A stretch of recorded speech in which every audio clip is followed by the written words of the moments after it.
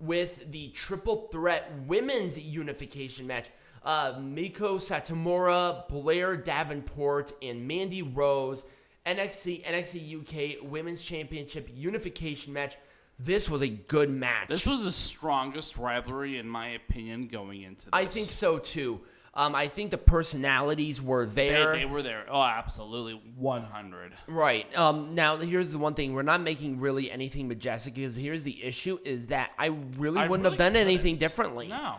I think this has been a good show. Right. And when you're sitting there, it's like, well, why can't you guys make this more majestic? Because I don't need to. Right. Like who's gonna go against Carmelo Hayes besides Ricochet? That was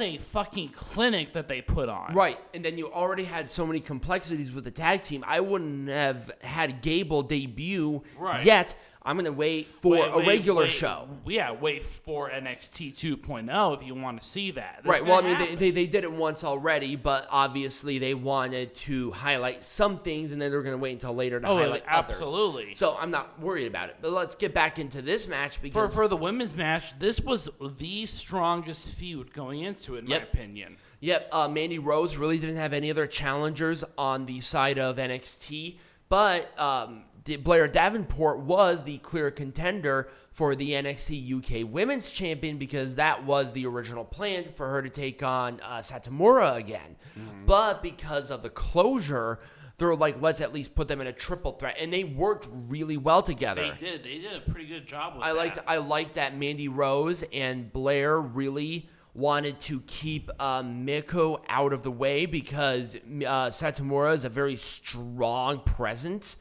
And the thing is that she was not pinned with this match either, which kept her very strong because I think they're going to do a Mandy Rose Satomura match at the next big NXT show. Oh, yeah, they will. But anyways, talk about the results. Yeah, so it was the pump knee for Mandy Rose to pin Blair. So Mandy Rose walked out with the dual titles. I didn't see that coming from a mile. I didn't see that coming. Thumbs up. It was good. I liked it. I really did too. It was a very good match. It was paced well. And once again, we always gush about Mandy, and I need to reiterate on how good she is right now. Oh, she has improved so much since she went back. Absolutely. Top of her game. She has everything down pat. She feels like a champion. She looks like a champion.